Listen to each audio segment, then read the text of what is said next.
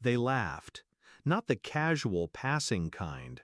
It was sharp, deliberate, the kind meant to cut. "She pays, we win," Mom smirked, glass of wine in hand. "Who cares if she starves?" Dad didn't miss a beat. "Useless. Doesn't deserve the house anyway." I stood in the hallway, still in my work uniform, the smell of fryer oil clinging to my skin after my third shift that day.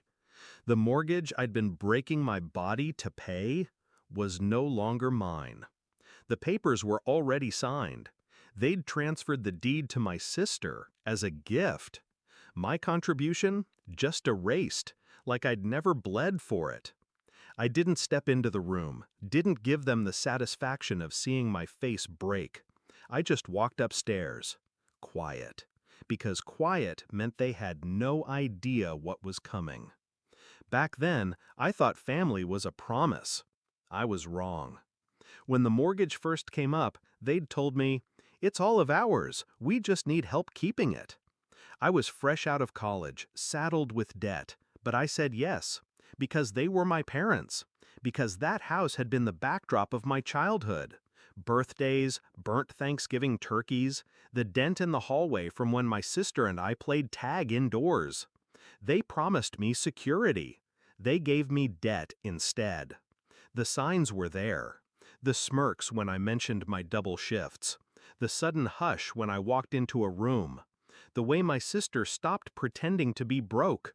New phone, new clothes, weekend trips. I wanted to believe it was coincidence, until I saw the document. It was on Dad's desk, half covered by a pile of unopened mail. The title deed. My sister's name printed clean and bold where mine should have been. I didn't touch it. I didn't confront them. I just took a photo. That night, I didn't cry. I opened my laptop. Revenge wasn't going to be a scene. It was going to be a sequence.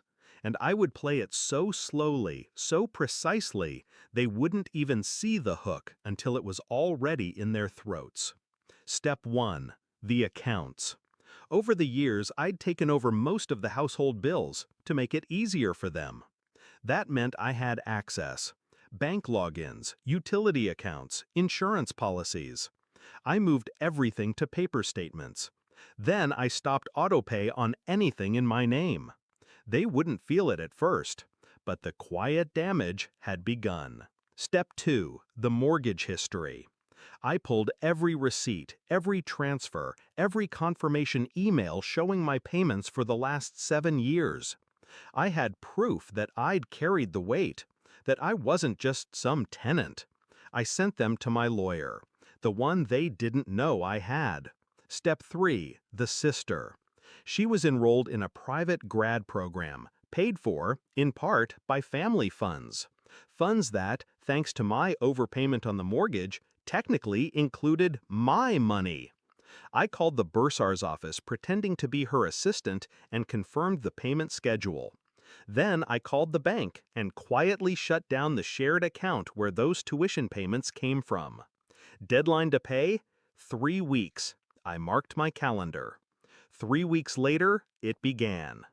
First came the letters, late notices for utilities, insurance, and the car Dad liked to brag about. Then the emails from the school.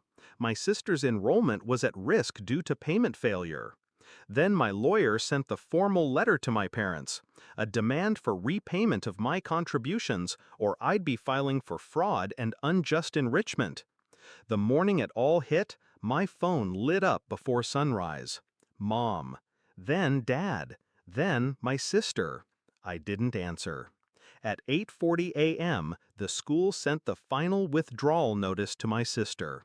I knew, because she'd forwarded it to me with a single text, "What did you do?" I waited until that night to call. She picked up on the first ring, voice shaking with rage. "You're ruining everything!" she spat. "No," I said. "Calm. I'm collecting." "You can't just—" "I paid for that house," I cut in. 7 years of my life. You think you can take it without consequence? Think again. She went quiet. I could almost hear her realizing The tuition, the utilities, the insurance, all of it had been a lifeline I'd just cut. By the next week, my parents were scrambling, selling off furniture, borrowing from relatives, anything to plug the holes. But every time they tried, they found another leak, because I'd made sure of it. They'd signed for that house without reading the fine print, the lien I'd placed months earlier when I updated the mortgage paperwork, which meant they couldn't sell, refinance, or even legally gift it without clearing my claim first. They'd trapped themselves. The confrontation came 2 months later. I was sitting in the diner where I now worked one job. My other two were no longer necessary. They slid into my booth, faces pale and tight. "You're tearing this family apart," Mom said. "No," I replied, stirring my coffee. "You did that when you sold me out."